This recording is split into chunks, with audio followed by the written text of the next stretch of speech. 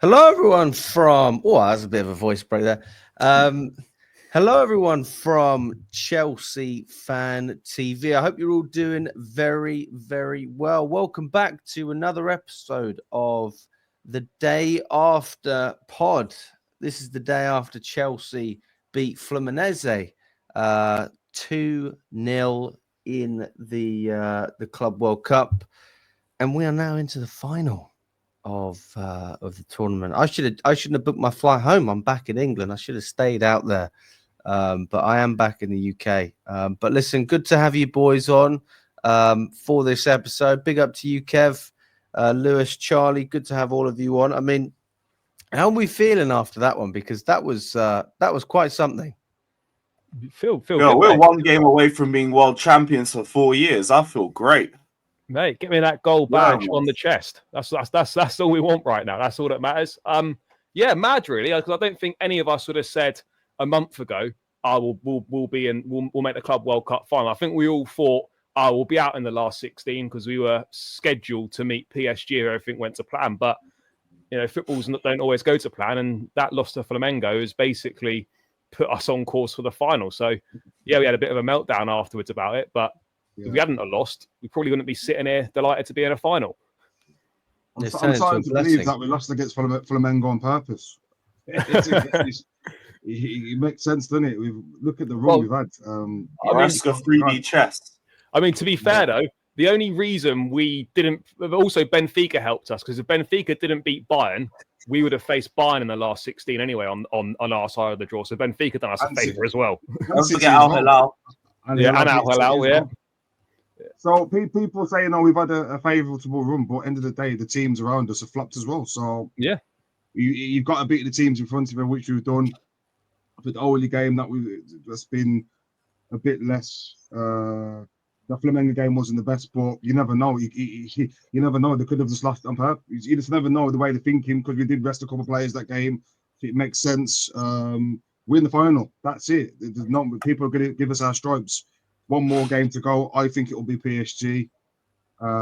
Tough game, but with the way we play at the moment and the confidence that these players are going to have, we equally, I think, in our own equal rights, that we favourites as well. Because PSG at the back, they're a bit rocky, and they play the style of football that I feel like we can get at them.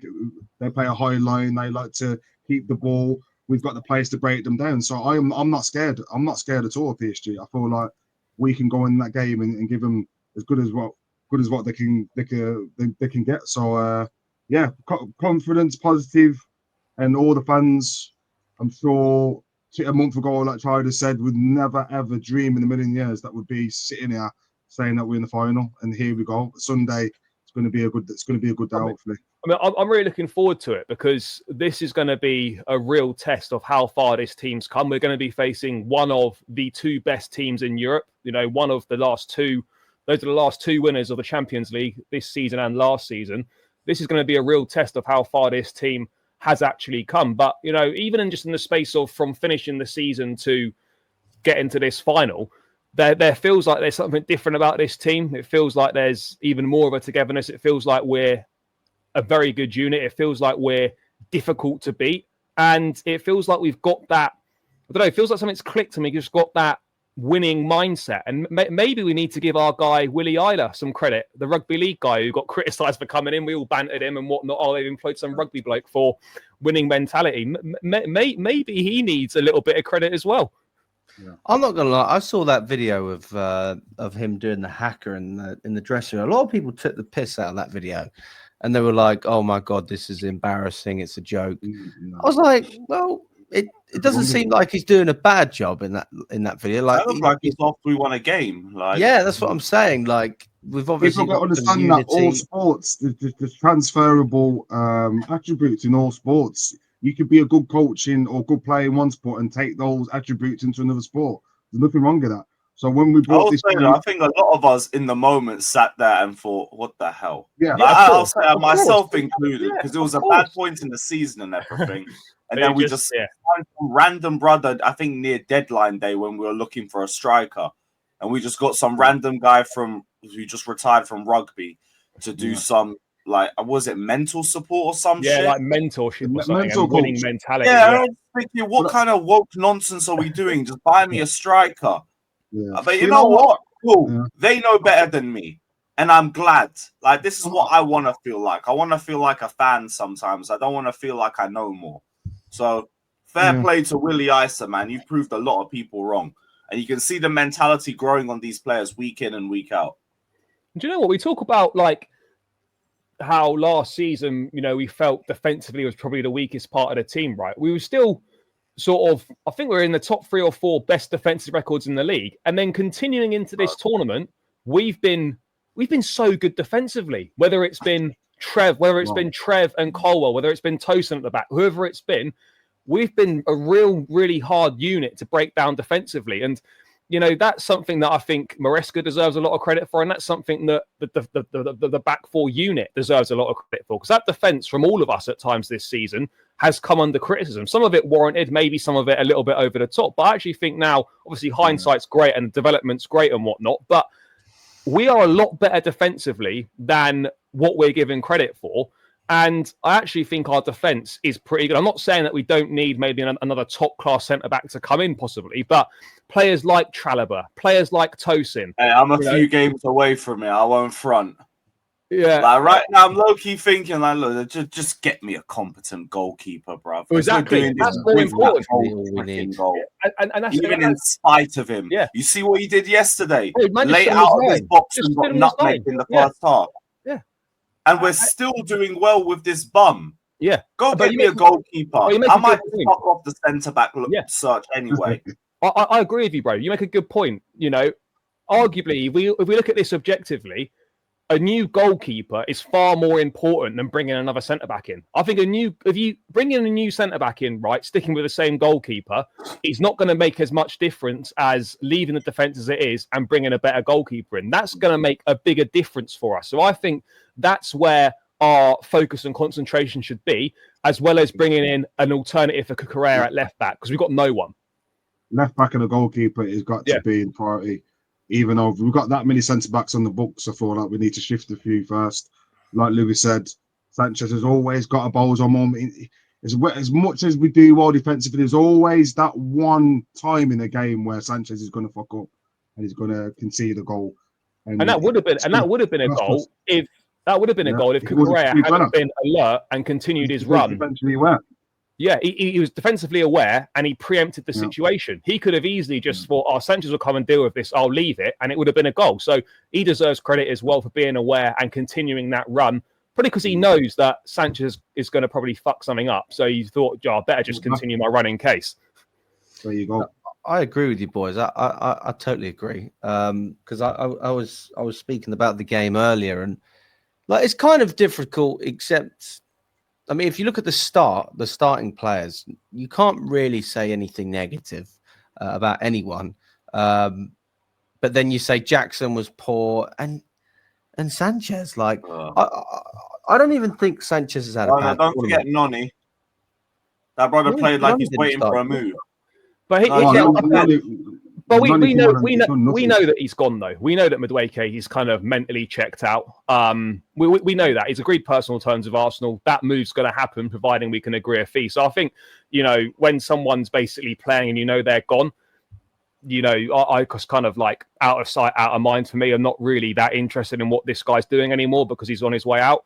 Nkunku's a bit of a different one because he's not agreed a move yet. We know that he's going, but it's interesting how I thought Nkunku had a good game. He did, but it's interesting how Nkunku started 3 of these games at the Club World Cup. I think he's played more than any of us would have expected him to do. I feel like they're trying to increase his transfer value. But he's done well. But I think it's also important to realise as well that let's not get our judgment clouded by an isolated period of a handful of games of Nkunku. If we continue to play this system where he's slightly adapted it and it seems to be a little bit more with an inside forward rather than 2 out-and-out wingers at this point in time, you could argue maybe there's a space for Nkunku, but I think ultimately we've got to accept that João Pedro is a much better version of Nkunku in terms of he's better in terms of his versatility, he's younger and he probably offers more.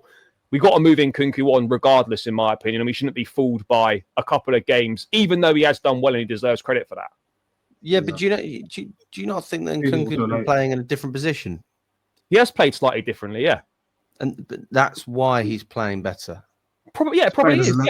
He's playing as a left forward. It's like a left forward. He's playing just off a striker. He's not playing out wide. He's not being stretched out. Left forward. It's like a left forward inside. Inside forward or off the left.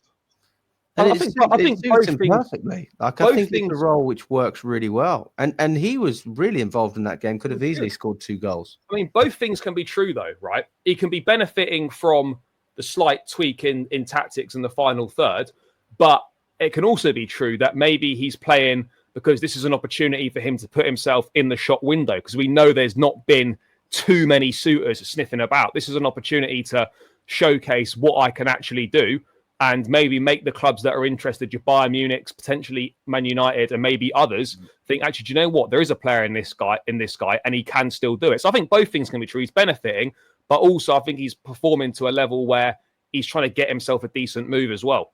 I've always been pretty critical of Maresca when it comes to Nkunku, and like I don't doubt that there's been a period of the player sort of, you could say, checking out, but I don't think that he's checked out as it stands. I don't think that the performances show that he's checked out. I think that the managers probably ended up saying to him, "Listen, I want you to play." I don't think that he's just playing for transfer value. I don't think that's true. The ownership probably liked that, but I don't think that's why he's playing. I think Maresca wants him to play. And I think, to be honest with you, like if he's playing in that position, which is more central, I think that he suits what we're doing. Like he's clearly capable of tracking back. He's tracked back very well. He's got an energy and a directness to him when he wants to have it. And quite frankly, when I get half a chance, if Nkunku's confident, he's one of the players that I think we can count on. So one of the things Maresca said is, I don't want to count on one player to score 40 goals. I'd rather have, 5 or 6 players that can score, 12, 15 goals, whatever it is. And I think Nkunku is in that bracket. He might not be the man to score 30 at Chelsea anymore, but let's be honest, I don't think anyone is in terms of the system. I think there is a system where the goals need to be spread out. It's clear that he's capable of doing it. He just needs to be given an opportunity. I think what's interesting though is like it's a World Cup year. He's going to want to play regularly. He's going to want to be in the France squad. We need to remember that we've got Jamie Gittins coming into this team, who is probably going to start on that left-hand side. You've got Esteval to come in as well, who is probably going to feature a reasonable amount next season. You've got Joao Pedro, you've got Palmer, you've got Delat, you've got all these guys. Even if you could make a case for maybe Nkunku having a role, is it going to be a role that he's happy with? Chelsea will be looking at it, whether this is right or wrong. Chelsea will look at it in terms of 27 going on 28. It's not old, but for Chelsea, that's pretty ancient. He'll be on the higher end of the wages at the club. And they'll be thinking, well, Joao Pedro is basically a better version of this guy, and he's 3 or 4 years younger. So we're going to move Nkunku on, use Pedro, and maybe we'll still bring someone else in on the left-hand side as well anyway. Or another attacker may well come. If Nkunku, Felix, and Madueke are all leaving, maybe Jackson leaves as well, then there's probably space for another guy to come in. See, I think that Nkunku isn't a direct replacement for Jackson. I think he's a direct replacement. Sorry, not Nkunku. I think Joao Pedro is not a direct replacement for Jackson. I think he's a replacement for Joao Felix. So or Felix, yeah. Well, so who do you think has more of a future at Chelsea, Joao Felix or Nkunku? Well, Nkunku, but they're both right now. It's Nkunku, but they're both done, in my opinion. Yeah, I think. Why? Nkunku's playing. Yeah, he's playing, but let's think about why he's playing, because we don't have the options that we want to have. If Esteval and Jamie Gittins were in this squad, Nkunku's not playing anywhere near as much as he has done. We just have to be real. He's not. He might still play. So what you're telling me is he could have a place in this squad. Not that he's going to start every week. No, but he could have a place in the squad. If he in a World Cup year, if he wants to stay at Chelsea and be a squad player, and he plays every so often, and he plays cup games, and he might start here or there in the league, then you could argue there's a space for him. In a World Cup year where he's got ambitions to make the squad, he needs to be going and playing regularly. And I don't think a player of his quality with his mindset is going to be happy with a squad role at Chelsea. Well, if he's a squad player at Chelsea, he's not getting in the France squad. As simple as that. They've got that many wingers. He's got no chance of getting in. So, and Nkunku needs to be playing a massive proportion of whatever team he's playing in. He needs to be the starter of the main man. And I feel last season as well, with his body language, you can feel like he wants to be that main man. Obviously, Maresca never started him in his proper position, and Nkunku is not a number 9. But the majority of the games he started last year was in a number 9. We are starting to see a better player because he's now playing off a number 9. And I feel like him playing with Jackson wasn't a good recipe as well, because they want to occupy similar positions in the pitch. Now we've got an out-and-out number 9, someone who wants to get up and straight into the box, like Pedro yesterday. You've got what's his name that we signed? Delap. Delap, yeah, sorry. Yeah, you've got Mr. Delap as well, obviously. We've got an out-and-out number 9. So I'm sure in Nkunku, he will play better playing off a striker, and not as the main man. So who knows? He used to say that he doesn't resurrect his career at Chelsea, but I thought it's too little too late. I feel like he's now I think he's been good, but he's not really. He's just been good from what we've seen this season. Yeah. In terms of like good to like have a genuine impact on the squad, I still want to see a little bit more after this tournament. Because if you look impact, compare a João Pedro impact to comparing Nkunku's impact this Club World Cup. I think he's just been a bit more effective this tournament. I'm not going to take that away from him. But it's because he's been played. It doesn't really change his position in the pecking order for me either. No, I would agree. But it's got nothing to do with, if Nkunku is playing as a striker or a left winger out wide, stretched, then I don't think we see these performances. So that tells me... I don't think these performances have been anything amazing either. I just think they've been an improvement on what I've seen so far. I would give the last game that he played a 7-8 out of 10. Yeah, but we're coming from a low starting point as well, because the back end of last season... Even without the starting point, I thought he had a great game. I thought he was one of the best players on the pitch. He did play well, and credit where it's due. I just personally don't see there being a future for him at Chelsea, and I think he'll be sold in the summer. There's no doubt about it. I'm pretty certain there'd have to be a massive change of heart from Chelsea and from him if he's going to stay, and I just don't see that happening. But I mean, look, it's nice. It's good to see players doing well and players contributing. Regardless of whether they're going to be here or not next season. Well, I think you've hit it down the head, Charlie. I feel like with the World Cup being next summer, he is playing to get that transfer to. He needs it. A big club. He needs it. Otherwise, he's simply not getting in the squad. Chelsea are doing the same thing. Chelsea are trying to probably increase his transfer value, because the value him at 32 million maybe goes on and it goes to 40. You never know. So it swings around abouts in that. But Nkunku, for me, Felix, all these players, they've got to go. There's no space.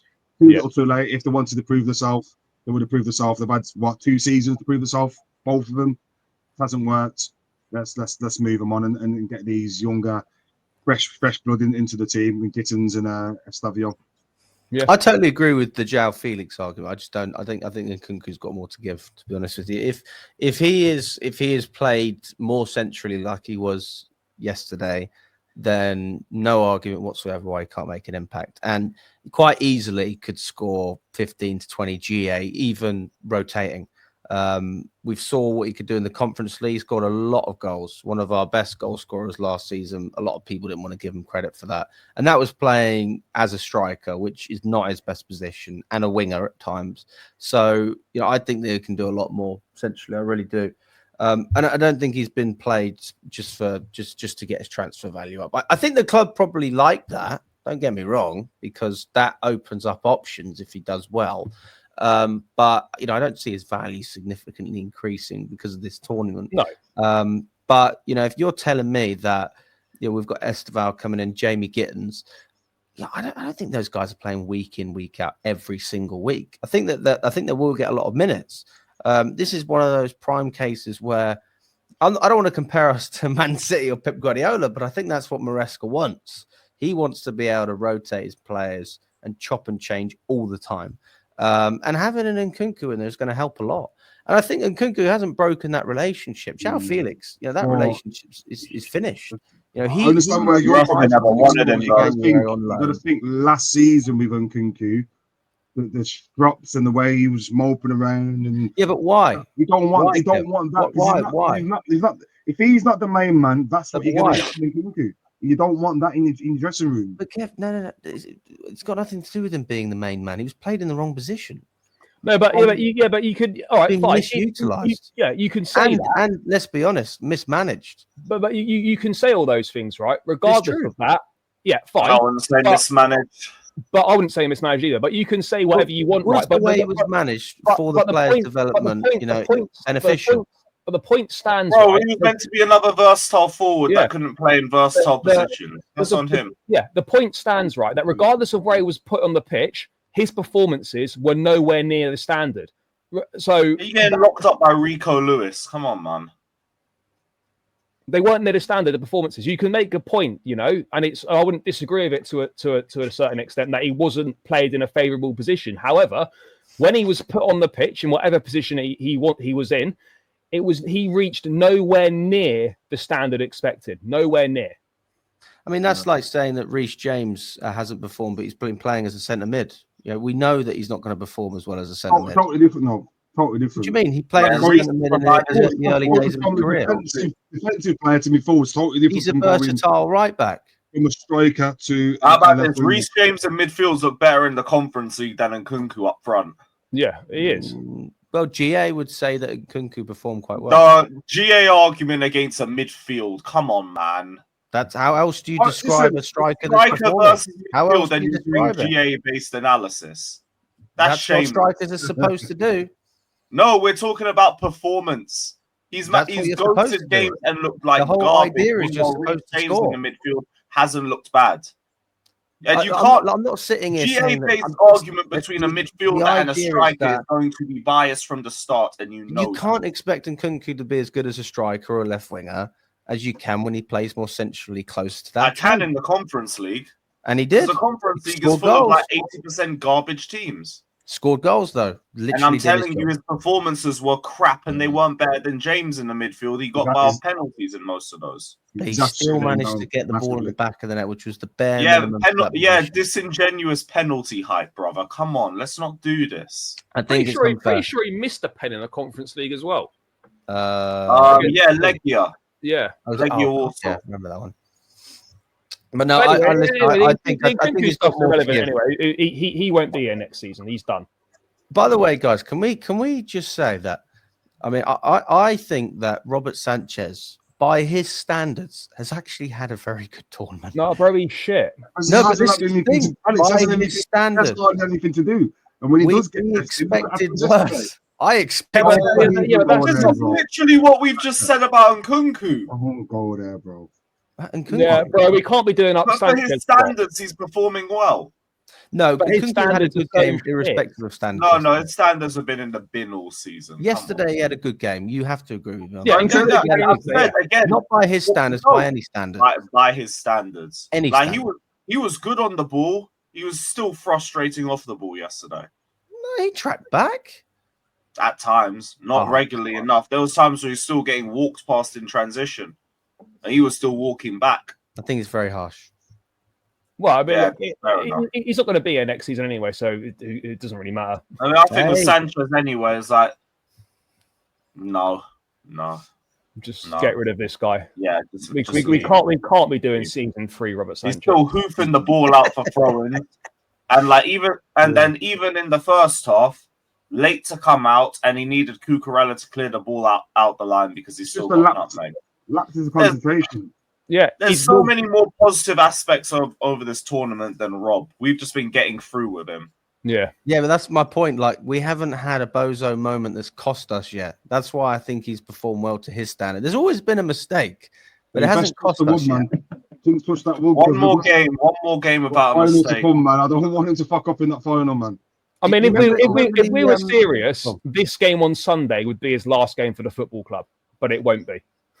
Yeah. Do you remember the opening game against LAFC? I don't know if you remember when the ball went to Sanchez and he went to kick it and a striker pressed him and it kicked he kicked the striker in the back and it managed to parry off the striker back into his hands. Do you remember that against LAFC? The guy's just a liability, and people will pull out, oh yeah, but look at his save percentage stats. I don't give a fuck about his save percentage stats. Look at his stats that are leading to goals, and look at his stats that are leading to like teammates having to bail him out. I don't even know if you're even able to find that stat, but like the amount of times he's been bailed out is ridiculous. This guy is a net negative and costs you points over the course of a season. Like anyone trying to say, Fabrizio tweet: Bournemouth submits opening bid to Chelsea for Petrovic. Yeah, not surprised. It's going to be less than 25 as well, isn't it? No fee mentioned. We're not going to get. We won't get 25 million for him. Why? He's worth it. He's worth about 35. No, but do you know what though? Like, what's weird with goalkeepers, right? Is if he goes for if Petrovic goes for 20, let's say 20 million, that puts him in the top 10 most expensive goalkeepers of all time. How mad is that? 20 mil puts you inside the top 10 most expensive keepers of all time. It's mad.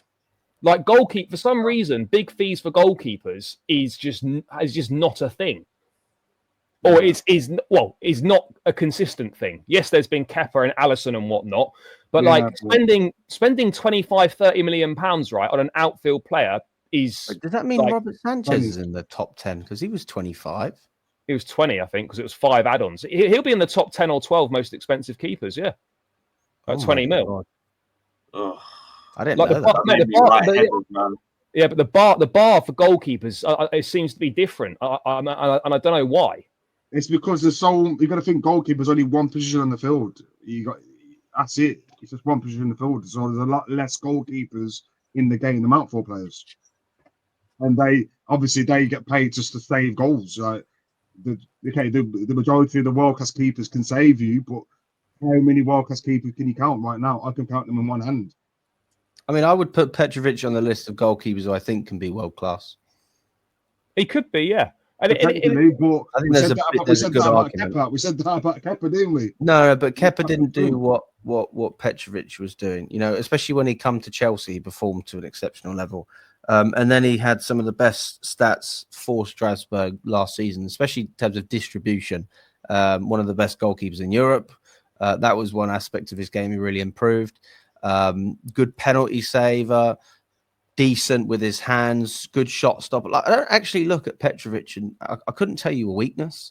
So that's for me why I'm just baffled. I mean, Lewis, we did a show after when we didn't get Magnan and then we decided that Petrovic wasn't going to come to the Club World Cup. And we were like, what the hell is going on? And looking at our transfer business, to be honest, there's not a lot missing. But this is just such an obvious decision that we've neglected. And we've shot ourselves in the foot. We are going to go back in for a goalkeeper, thankfully. It's going. I mean, what would you do if we got James Trafford? Would you accept that at this point? Well, I think he's done. I think he's about to go to Newcastle. Is it almost sealed? Because I haven't heard anything. Oh, bro, I nearly wanted to break my laptop hearing that James fucking Trafford. Hell no, I'm good. But like, what's mad? How can we be in a situation right where Bournemouth are about to have a better goalkeeper than us? And like, if you go through the teams in the Premier League, right? I'll wait to see who we buy first, then, because we know we're going to go for a goalkeeper. But right now, as things stand, if you went through the teams in the Premier League of who've got a better goalkeeper than Chelsea, there's not many that don't. There's every single team's got a better goalkeeper than Chelsea. It's simple. Can they pass the ball or not? Bro, literally, other than maybe, I mean, is Sanchez better than Onana? It's probably level pegging, maybe. But if you think he's better now just on form. I'll give him that. I'll give him that. Onana's like been a top level goalkeeper at a point in his career. He had been. He's never even proven. But the point is, like, basically, virtually, well, give or take maybe 2-3 teams, 4 at a push. Like every single team in the Premier League, bar 3 or 4, has got a better goalkeeper than us. That is ridiculous. And how can obviously, as Lewis said, there's still a long way of the window left and we should reserve judgment until it's shut. But everything's indicating that we're going to actively choose to start Robert Sanchez as the number 1 goalkeeper again next season. Yeah, it's not looking good. It's not looking No, good. he won't be. I don't think he'll be our number one next season. Bro, he'll be starting against Crystal. He'll start against Crystal Palace. I'm almost certain. Oh yeah, match day 1 might be a different story. Yeah. But I don't think throughout the campaign he'll be our starting keeper because please, we need to have some shame at this point. It's his third season. There's no way I'm seeing this guy's bald head in our goal again. Fuck that. He's starting to grow hair. What's that? He's starting to grow hair, isn't he? Is he? Yeah. Oh, nice. I mean, I'll be honest with you. Sense of playing out the back. I don't see an urgency at the moment to sign a goalkeeper. I don't see. Are the you joking? urgency. Well, no. So I see an urgency from our perspective, but I don't see Chelsea making any moves. Oh yeah, it'll be after the tournament, I thought you were personally saying you didn't see an urgency to sign a keeper. No, yeah, I'm Alex, not we're looking after the tournament, innit? All the sources are saying that after the Club World Cup, we're going to look at centre backs and we're going to look at goalkeepers. I would love to get They've got to offload some keepers. We've got 7 goalkeepers on the books though. Yeah, but Petrovic and Penders. Petrovic getting sold. Penders might be going to Strasbourg. Yeah. And then the rest of them are all just like academy anyway, or under 21s or whatever you want to call it. So we don't really have, technically, yes, we do have that amount on the books, but in terms of actual first team keepers, there's 2. And then Penders is for the future. So really there's 2. Yeah, true. I would have loved to have seen Penders actually start a couple of games out in America, but wasn't to be. I thought maybe against LAFC or something like that, Maresca might rotate a little bit. Okay. But no. But yeah, I mean, I wouldn't have a problem with him going to Strasbourg. It seems like Jorgensen's destined to be Chelsea's number 2, which, to be fair, I mean, if you're number 2 for Sanchez, you're not going to beat anyone else. So it doesn't look like he's going to be a starter for us. But I don't know. I remember seeing sources saying that Sanchez would want to leave unless he was our number 1. So I'm hoping we get a serious goalkeeper and he sees the writing on the wall and leaves. Then Jorgensen can be number 2 with another number 1. Who buys Sanchez for 20 mil? No one. Mate, we're not getting 20. Mate, you're not getting 20 mil for Sanchez. Are you mad? You'd be lucky to get 10. Oh, look, just buy another goalkeeper and figure it out afterwards. Maybe. Yeah, maybe you can't be. Maybe Muduwake, he goes to Arsenal. We're after Kudus. West Ham are openly looking for a goalkeeper. Sanchez tried that months ago. Yeah, these man don't. I'm trying to think out the box here because. I respect it. It's a good idea, but we tried that. They told us piss off. Yeah, they told us to. They don't. They just want cash. They're not interested in players.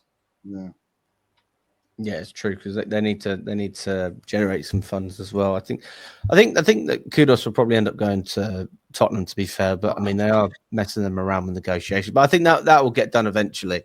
We're going to come back in after the Noni deal's done. They're not they're dragging this saga, and West Ham would rather sell to us. But do we need him? Yeah. What, to replace Noni immediately? Yeah. Direct upgrade. Well, I'm looking at other players. I mean, who have we got? We've got Neto, we've got Esteval coming in, Gittins. Yeah, but I'd rather take the pressure off Esteval. I mean, I don't expect Esteval to start week in, week out, but I do think he'll get quite a lot of minutes. I'll be honest, mate. That goal was magical against us the other day. That was magical. I don't even believe that Sanchez should be criticised for that inside post. I think it was that good. Yeah, neither do I. That was world class. That comes off the bar back into net. No keeper is saving it. It's like Aguero against Liverpool in 2019. No one's touching that. But I don't see him starting right at the beginning of the season. I think that he needs like a season to just get used to the Prem. I mean, I wouldn't be opposed to a loan move, but I don't think he needs one. I think he's that good that he can get away with just staying at Chelsea and making an impact in certain games. But I wouldn't want to lean on Esteval, all the time, because I do think that's a lot of pressure for a young player. And obviously him being so young, what is he, 18, 19? 18, yeah. So, he's going to have to adapt to a new culture away from his family in England. And I think it's the personal side as well as the footballing side. So I think you've got to go easy on him to start off. So actually, maybe to be fair, you do make an argument for Kudus. But like, if you're looking at it long term, Kudus, why would he choose Chelsea when he knows he's going to get minutes? at Tottenham. He's going to be a direct replacement, basically, for Son. I mean, He's a better club and he's got a better chance of winning trophies with us. But I would argue about his own career. I would argue, about your career, you just want to win things. Yeah, I mean, I would argue that we are more in need of another option on the left wing than we are a direct replacement for Noni on the right. Because if you look at the right, you've got Neto, you've got Esteval, and João Pedro can play there if needed. You wouldn't play him there all the time, but if you needed to, you could play him there, and you could also put Cole Palmer there if necessary. I'm looking at the left-hand side. You've got Gittins, right? You could maybe play Pedro. You could play Neto there, maybe. Cole Palmer. Yeah, Cole Palmer, you could stick him there. But for me, if Noni goes, it's actually more important that another option comes on the left-hand side than a direct replacement for him on the right, in my opinion. Yeah, Noni needs to leave anyway. You can tell he's mentally checked out. Off your pop. Well, I say, to be fair, you say that. I mean, I thought he had a good impact against... He was decent against Palmeiras when he came on. He was all right, yeah. No, I mean, like today, like the game yesterday, you could clearly tell like he was just ducking out of 50-50s and he weren't really like putting himself about like he usually does. But that's a player though that looks like that knows they've got a move coming up and don't want to get injured. Like that's like, look, it's Ryan's on the wall. That's what I was looking for. That's what I was looking at. Club World Cup run and you're doing all of this bullshit when you could be getting a medal in about 5 days. Off your fuck. Nothing's changed in Noni though. He's been the same for the longest. Last 2 seasons, we've seen him looking at challenges, not tracking back, shrugging his shoulders, not really. The body language of him, you can see that it's not Chelsea standard. But now all of a sudden, this move's come. It's got even worse. So yeah, the negotiations are continuing. Hopefully, we'll get it across the line. I wasn't really for selling him to a rival because I feel like we've done him by the way, Kate. He's at the age where he still can improve. Maybe Arsenal get the better out of him, but as far as I'm concerned, his time in the Chelsea shirt hasn't been successful. You can see by the stats, the games, how many games he played last year, and to come up with just 10 GAs in the amount of games, not good enough. And also, lads, what are you thinking about Jackson then? Because obviously Jackson come off the bench last night. We haven't talked about it. Come off the bench last night, had that massive opportunity to put Cole Palmer in for a tap-in, chose to shoot it, side netting, typical Jackson. What are you thinking about him then? Obviously now he's going to be third choice.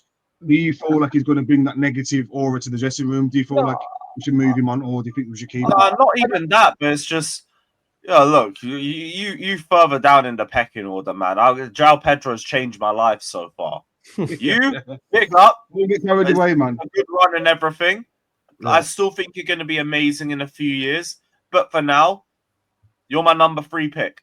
I still think he'll stay. I don't think a club will come in and offer enough money that Chelsea would deem acceptable for him. And I don't get the impression that he wants to leave. However, his performance last night, normally, Jackson last season, he would have squared that. So for me, that was the performance and the decision-making of someone who knows they're under pressure. They've just seen a new signing come in and slap in two top strikes. And he's thought, shit, I'm under pressure here. I've lost my place in the side. The new signing's come in and made an instant impact. I've got to try and do something. And if you're going to do that, you have to make sure you score. You know, that's the only way that doing something like that is acceptable. Obviously, in the end, we were 2 goals up and it didn't really matter. But imagine if that was at 0-0 or 1-0 and we then went and conceded or whatever. So, like, for me, Jackson's not a selfish player, but those actions were of someone who is feeling the pressure right now. And you know what it is? I have no sympathy for him. He has I have a little bit. I have a little bit. Not one bit sympathy. He's been the only striker we've had the last 2 seasons at a level, and he has not come up with the goods.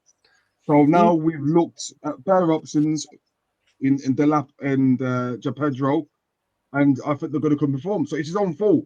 I like Jackson. If he came back last year off the back of the injury, I think it was start of February, and he would have scored consistently, I don't think we would have signed 2 strikers. I think we would have probably signed 1. But because he hasn't come up with the goods, got sent off against Newcastle last couple of games of the season, hasn't done himself any favours. it's his own fault, unfortunately. And he's going to be third choice. And like Charlie just said, if you're going to be through and goal like that, and there's a player right next to you, Cole Palmer would probably finish that a million times out of a million, and you go and hit the side net and go to show about you and the pressure you're going through right now. And I feel like, will it make him a better? The mentality of Jackson, will it make him a better player? I don't think it will do. I think the pressure will get to him. I feel like, oh, come on, he'll be sulking. I don't think he'll give us the energy that he's given us in games. I feel like he's going to be a lot more selfish than what he's been in the past. And ultimately, I think there's an exit coming from him in the future, unfortunately, but it's his own fault. There's nothing we can do. I think that like you have to sympathize a little bit with what he was doing. It doesn't mean it was right, but I totally understand why he had a go at goal. Also, to be fair, I'd sympathize with Palmer because he was well pissed off. You know, he was kicking the post and everything. And I mean, but to be fair, one thing I think about Palmer under Maresca, which I think he's really developed, although his GA is not as good. I think his leadership qualities on the pitch have improved under Maresca. I see him being more vocal on the pitch than he was under Pochettino. I think that's certainly an aspect of his game that's improved. But just going back to Jackson, like I don't think we need to sell Jackson. I think if we are going to sell Jackson, then he would be worth more than what we're selling Madueke for. I sold Jackson for over 50 mil, and that's the absolute bare minimum. Sorry. I still wouldn't sell him either. To be fair. I wouldn't sell him because I think he's a really good squad asset, and like even like we know he's not good enough as a starting striker. His GA is not good enough, but he is great, you know, in terms of other aspects of his game at times. And I think he was just extremely nervous for whatever reason. I think you're probably right. It was João Pedro coming on. Everything he did didn't work. His hold-up play was poor. His link-up play was terrible. You know, he wasn't getting past players. He was trying to take people on. It didn't work. And then his shooting boots weren't great either. But, you know, I don't mind as a player who can come in and, you know, fill in when needed. You know, if we have a problem with one player and, let's just say we're going into December and we need to chop and change, I don't look at Jackson the same way that I looked at Morata or like some of these other strikers we've had. I almost look at him a bit like Tammy. You know, Tammy was one of those players, probably a better finisher to be fair than Jackson, but he just had this energy, so you couldn't really hate him, but you didn't think he was the man to lead us forward either. And I kind of feel like about Jackson. He's an okay squad player. He's an okay squad player. If he's happy with the squad role, I'm telling you now, that's because at the end of the day, like Charlie said a bit ago, we haven't got much depth on the left-hand side. You know, Nicolas Jackson can play in that left forward position as well, just off a striker. So, yeah, as a squad player, you can't complain. But if he's thinking now in his head that he's got a chance of being the main man, his days are done, mate. You've had your chance, you've had the opportunity. You haven't come with the goods. It's time for, hopefully, fingers crossed, João Pedro come in and start banging in the goals like last night. I think, you know, there's room for three centre forwards in the squad. Pedro's going to be that versatile forward, and you've got Jackson and Delap as your two. And we know all too well from last season, 2 strikers went down in one game, and we were fucked. You know, we're going to be playing a lot of games next season. This season still isn't finished for us. There'll be some level of fatigue at the start of next season. I wouldn't be surprised to see a few players pick up injuries early on next season from how much football's been played. We're going to need 3 options at number 9, whether that's 2 out-and-out options at 9 and then a versatile forward as a third option who can do that role as well. You need that in the squad. So I'm not sitting here saying that Jackson should start every week, but he can be a very important member of this squad. And if one player gets injured, whether Delap gets suspended or banned, whether Pedro picks up injuries or whatnot, which could easily happen over the course of a season, you need those options. You cannot go in with 2 9s, one gets injured, and you're left with 1 9. You need 3. That's true. And also going back to that, if those players, like you said, if you lose one of your strikers, it allows us, if we do want to play in Nkunku, to play him in a more natural position as well. Whether he stays or not, we'll find out. Where have you been, Lewis? I've been blowing my nose like bear. It's been blocked as a motherfucker. I won't even run. Fair enough. What was I going to say? So, I mean, we haven't really spoken that much about João Pedro. To be fair, he's the shining light of the team at the moment. Is he? Yo, can we number shop one at Brighton striker? more? To be fair, You though, know, I've had enough of the boring narrative. Let's go get Matoma or something. Like, fuck it. to be Let's fair, just buy though, the whole of Brighton. the Because only clearly it works if it ain't goalkeepers. yeah, the only shit one has been Sanchez. So you look at Cucurella and Caicedo, two of our best players. Pedro looks like he could become really important for us. The only thing that's let us down is fucking Sanchez. But I And suppose Potter. What I say about João Pedro is he's just stay grounded. Obviously, we all knew from last season when he was at Watford the potential that he's got to become a superstar. But now he's at a big club. To give him a chance. I wasn't expecting him to hit the ground running like he has in such a short space of time. But what we'll now start doing is the expectancy levels will go up, and when the performances start to dip and the Latin fan base start getting on his back, I'm just give him a season. End of next season, judge him then. If he has a bad time, he's going to have a bit of a bad form, whatever. He doesn't goal scoring for a couple of games. But judge him at the end of the season. For now, he started well. Expectancy levels need to lower. I can see why everyone is excited, but that can be a bit of a, let's give him credit for what he did yesterday, and that's it. And hopefully he can continue to shine the way he has. That's all I've got to say about him, to be fair. yeah, Go on. So I was going to say, like, what I really like about him is his mentality as well. He's I don't know if you've seen it, but he said, like, obviously he's been on holiday in Brazil, but he said he was working with a personal trainer whilst he was on holiday because he knew about Chelsea's interest and he wanted to be ready if the move happened and if the call came. And that's sort of the mentality that you want from these players, the mindset from these guys. And you can tell how much it means to him. You can tell how much, he's delighted to be here. And he's definitely brings a different dimension to this attack and to this team. His versatility is going to be important, but he's also really good across a number of positions. Last night he was kind of playing, as the 9, also dropping a bit deeper, looked really effective. But I've got no doubt he can be effective playing off someone, or he could be effective playing wide if he needs to. So, he's good in the air as well. Good in the air. When Sanchez just hoops the ball to nobody, he can actually run there and try and get something on the end of it. Yeah. And his pressing was very good as well. His work rate and stuff looked great. A really promising start. Really promising start, And it's hard to think of a Chelsea player that's had a better full debut than that. I'm sure there might be some if you thought about it right now. But Eden Hazard against Huddersfield. But on the spot, though, you're sort of thinking there's not many that have had a better debut than that full debut. Eden Hazard against Huddersfield. Was that his debut? Wigan away. Yeah, Huddersfield was sorry. He got an assist for Jorginho. Yeah, that was his debut. That was a good debut as well. Yeah.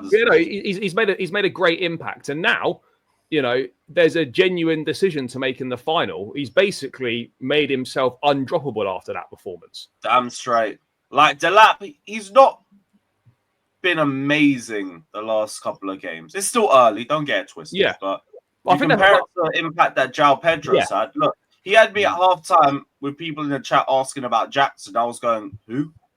Forgotten all about the brother.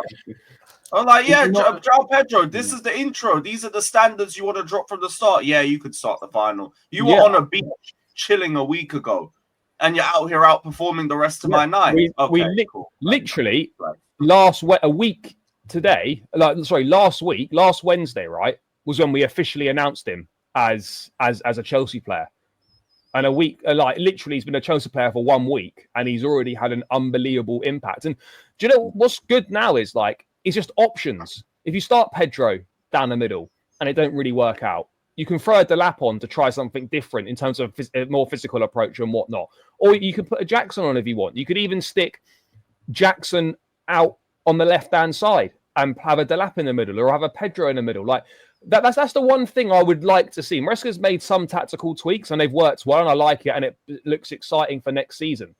Let's give Jackson as an inside forward or a left forward. Let's give that a go. Let's see Jackson on that left-hand side with a Pedro or with a Delap playing as a number 9. Let's see what. Let's see if that works. You can literally play all three of them. You could play Jackson on the left, you could play Delap through the middle, and you could play João Pedro on the right. Yeah, you could. You could play all three. There's like there's possibilities there, but yeah, that's one thing that we haven't seen from Maresca so far is that would like to just see Jackson on the left hand, just tried on the left hand side. And the thing is, he said he doesn't see him though in another position. He said he only sees him as a 9. Sure, but I still think we could surely we can give it a try. I mean, I'd be open to it. I was surprised when I heard him say that he said João Pedro can play in a number of positions, but not Jackson. But maybe that's just within his system with what he likes. But I mean, if you're on that left-hand side and you're nice and wide and you want to take someone on, whether it's beat them for pace and whip a cross in like Neto or cut inside, I do think Jackson can do it. But I don't know. I don't know if he's got all of the traits I'd want from a winger. I'm not really sure. I feel like Poch, was more of a free-for-all, so he could really express himself because he had 1 or 2 games where he played really well on the wing. But Maresca, you've got to play a certain way, and I don't know if he fits necessarily into that structure out wide. Who's it? Jackson, like as a winger. Yeah, I'd like to see him out wide. That would be something worth seeing. Yeah, I'd be open to it. Yeah. I'd be open to it, but I can't really try and predict in my mind how that would work. So okay, I'll find out. Because he's not great on his left foot, so I don't see him whipping in many crosses like that. I mean, his shooting's good, but he's not really one to shoot from distance. So I don't see him cutting inside an awful lot. So you kind of look at the goals he scored against West Ham, and I haven't seen a goal. Maybe that's where he makes things happen, running in behind. But against low blocks, it probably won't happen too much. Not good. We haven't spoken about Andre Santos, guys. He didn't have that long, to be fair. He had about 10 minutes. But I mean, how do we summarize his tournament so far? I think he's done reasonably well. He was very good against Palmeiras. And yeah, I think people had unrealistic expectations of how much he was going to play. I think people were thinking after his season at Strasbourg that this guy was going to go straight into the lineup and displace an Enzo, a Caicedo, or a Lavia. That was never going to happen, He was always going to be bedded in. There was always going to be probably a lack of minutes at the start of the tournament whilst he was getting up to speed with what Maresca wants, getting to know his teammates and that. And, that Maresca said he'll get chances. He's had opportunities. And I think he's going to be a really useful and important player for us in the squad next season. Would you rank him ahead of any of those 3, or do you think he's not right now? Because I'd probably put him ahead of Lavia just because I wouldn't put him ahead of Lavia. Santos can stay fit. No, but you're talking about ability here. Like he's not. If everyone's he's proven that he's a top midfielder. Sure, he is. But if everyone's fit, he's 4th choice right now. Yeah, like that can change, and he's got the ability to change that. But in my opinion, if we're being fair, he's 4th choice right now, and it's up to him when he gets the chances to prove that he can move himself up the pecking order. I think that's just a battle between him and Enzo, though, because I feel like Caicedo's undroppable. I think Santos. It's only a matter of time before his 3rd choice. Lavia once again injured. He's played minimal games. We played 60 plus. He's played minimal of them games, and he's injured again. So it's only a matter of time before Santos gets that fair position. Because ultimately, you need players that you can trust, and Lavia is not trustworthy. As much as I think he's a gem and potentially for his age, one of the best up-and-coming DMs in the world. But when you played, how many games he played last year? 10 games max. He's injured again now for the Club World Cup. So Santos will be 3rd choice for me very, very soon. And I've been very, very impressed with such a young lad, but his mentality, the way he can press, he's a bit like Caicedo in the way he wants to break up the play, he wants to get involved, wants to get stuck in, keeps the ball pretty well. And he scored goals last year. He scored 10 goals in the French league last year from midfield. That means he's got a 9 for goal as well. So it's only a matter of time before this guy's the one of them playing with Caicedo in a week in and week out. But yeah, man, it's good options to have. I think the midfield and attacking depth now for next season is covered. I just feel like goalkeeper and 1 or 2 defenders now. And I feel like I'm feeling very positive for next year. I don't know about yourself. Do you guys think that there's anything that Santos does that's better than Fernandez right now? Do you think there's any aspects of his game that are Quicker. better? Just quicker. Maybe defensive recovery. Maybe defensively, I'd say is perhaps a bit better. But if you're talking at overall package, if we're looking at form right now, Enzo and Caicedo are both undroppable. They are. And even when we talk about defensively, he has got a incredibly timed slide tackle on him. That's the one thing I noticed from the Palmeiras game. That brother will go to ground and win the ball nearly every single time. Every time. So I had that. That's one of the key areas, because I think that we saw it a couple of times last season. I mean, we didn't see it an awful lot, but we've seen Enzo sort of drifting into that 10. Do you think there's any chance of us being able to play all three at the same time, especially if we've seen it when we inverted Caicedo or something like that? You definitely could see all three potentially. If Enzo plays as a 10, or if at times Caicedo plays as a right back, you could have Lavia and Santos as a pivot potentially. Like that, you could see it happening. I don't know if it'll be something we see regularly, but there's absolutely certain occasions where it could work. I mean, I remember when we had Kante, Jorginho, and Kovacic. I feel like this is the best midfield depth we've had since that point. Probably, yeah. It's actually better than that. Just from a durability perspective, yeah. Wow. Shout out Kovacic and Kante. I couldn't trust their ligaments for more than a month. I think us and PSG, right. us and PSG got the best midfield in the world. 2 months for him. Yeah, and don't forget we had Loftus-Cheek in there as well. Like, fuck. Mate, Loftus-Cheek was the dream, man. If you wanted to rotate, but he, wouldn't complain. No, he wasn't the dream. I'd only ever see him in them. And he's a better player than Dewsbury Hall. I'd rather have Loftus-Cheek in there, to be fair. Of course. Of course, but like the availability, isn't it? That's true. There you go. He was injury prone as well. Yeah. 18-19 Loftus-Cheek, like, yo, that was incredible. It was mental. But do you know what's a real shame? One of the biggest what ifs.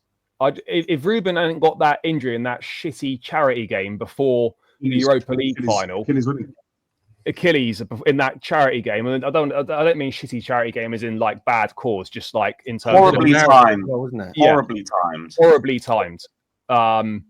Yeah, that's a big what if. Mate, do you remember Loftus-Cheek right wing back in the Bernabeu when we almost made it? He was unreal that game. Oh my god, yeah, it's true. He was pretty versatile, but he was versatile as well. Could play right back, could play midfield, could play as a 10. Yeah, he was versatile. Yeah. Goal against Palace in the semi-finals of the FA Cup. Mate, he was a baller, mate. Those were good old days. Although I say this now, in the final of the Club World Cup, we're not doing too bad, are we? No, exactly. We're not doing too bad at all. What was your predictions before the tournament, by the way, guys? I said quarters. I said quarters as well. Win the whole damn thing, bruv, up the Chelsea. I thought like we get through to quarters and then pray to God. Yeah, I weren't expecting a final. I mean, even though we're through, like we finished first and but PSG. Yeah, we would have played PSG if we finished first.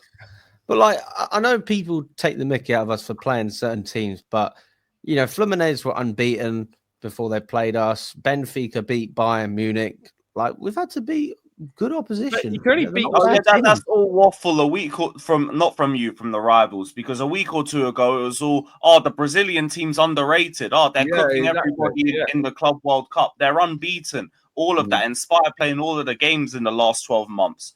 Like the only team that's beaten Chelsea is Brazilian. The only team that's beaten PSG is Brazilian. We have not had an easy run to the final. And if we had, blame City. And exactly, and ultimately, you can only play what's in front of you. You need a degree of luck. You need a degree of luck in tournament football. And it's not our fault that Al Hilal beat Man City. We would have played Man City, but Al Hilal beat them. So there's nothing we can do about it. It don't matter about the team name or the players on the paper. You play against 11 players on the pitch. Yeah. And from what I can see with these Brazilian teams is they've got no fear. They've got literally no fear. They don't give a shit. They're obviously player for player.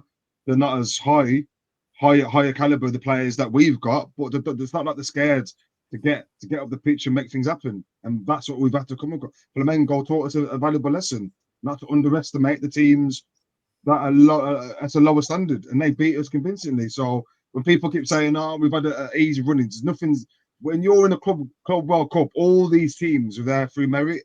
So they've obviously done something in their own league to be where they are. So for us to go and beat them, whoever is in front of us, we're doing a good job. So I'm not hearing, oh, we already where you are, because you've had because the teams that are there, they've already beat the bigger teams before that. And obviously, okay, PSG is going to be. I feel like we'll play PSG. I feel like they're going to be the hardest team that we've played. But what happens when we beat them? What's going to be the going narrative then? Oh, PSG are tired, or they had players injured, or had players suspended. There's always some excuse. Yeah. So No, there'll always be an excuse. Just carry on doing what we're doing. Exactly. And there's no look. We all know that we're probably not favourites or be underdogs for this final, but given the way the tournament's planned out, given how things seem to be aligning, there's no reason why we couldn't go and get our hands on the trophy. Have any of you boys looked at flights to America for the final? Have you considered Yep, it? the cheapest one's my season ticket price. I'm good. Mate, I'll be honest. I booked it last night, boys. As soon You as booked it? yeah, mate. As soon as Pedro well, luckily I've got air miles, so I managed to get it for less than 500 quid return. Oh, Charlie, you dirty boy. Yep, it had to be done, boys. Had to be Hey, done. you planned your ticket as well. Oh no, mate, I'll do that today because they haven't gone on sale yet. For about $11. Really? Oh, fair enough. Fine. No, not for the final. You won't get it for $11 for the final. Are you vlogging? Final. I can hook you up. But I mean, the tickets. Fair play, Charlie. To be fair, we bought them face value. This was before the decrease in price, but I can't imagine the final will. I don't think the final will go down that much in price. No, I don't think it will. Actually, no it will Especially be a couple hundred quid for a ticket, I reckon. Yeah, Madrid win. Because Madrid have had the highest attendance across the tournament. Madrid games. If PSG win, then the price might drop down, but it's a final, so it probably won't drop by much. We're not going to see no $11 like it was in the quarter and semi-final. Are you? Is it New York the final? Yeah. I'll just tell you this. I'll give you some advice. Don't bring any bags to the stadium. Like, I'm not bringing no bags to the stadium, mate. No bags, mate. A charger, that's it. Yeah, mate. They are horrible. The Americans, mate. When it Even comes little to stadium, pouches. mate, nothing. You have basically you'll have to go to like a special tent, and they'll charge you like $20 to leave your bag at this thing, and then they'll give you like a plastic one, and you can put your stuff in a plastic bag. Yeah, no, that's I had a big problem in Philadelphia with it, mate. Like, do you know what it is? Because they've got guns out there. They're obviously really strict. They want to see what you've got. So even when I had like my mic stand, they were like, it could be used as a lethal weapon. And I said, I've read your T's and C's, guys. That's just not true. And then the guy went, thank you so much for letting me know, sir. I have to update our policies. Thank you so much. I was like, fuck off, mate. And I think I missed the first couple of minutes of the Esperance game because of it. So yeah, be careful with the security. Yeah, no, I don't take anything anywhere. I literally just take a charger and that's it. And get ready for those tips, mate. Get ready for those fucking tips, mate. I'm gonna. Well, I'm gonna basically go where there's. But Charlie, you tip everything. No, but not in a supermarket. You don't tip, do you? No, exactly, mate. I'll be eating in the supermarket, mate. Mate, if you buy a drink in a bar, even if it's a bottle of water, they'll be like, "Do you want to add 20-30% onto that?" I'm like, "No." I mean, you can. It's on the screen, so you don't. But they do get a weird looks though. It's the restaurants, mate, where you would feel bad, but a lot of people do just put no. But yeah, I'd just be careful of that. I'm not going to go to a restaurant. I mean, that's the only thing that I'd say is actually quite affordable. Because I know the new mayor or whatever, well, he wants to be the new mayor. That he's saying he wants to make it free in New York.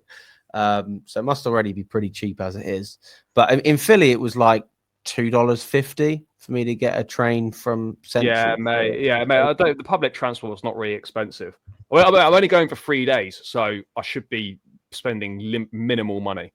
Hey, well, there you go. Well, listen, good luck to you, Charlie, mate. And let us know how it goes. You come back with the trophy, mate. I'll come back with a trophy.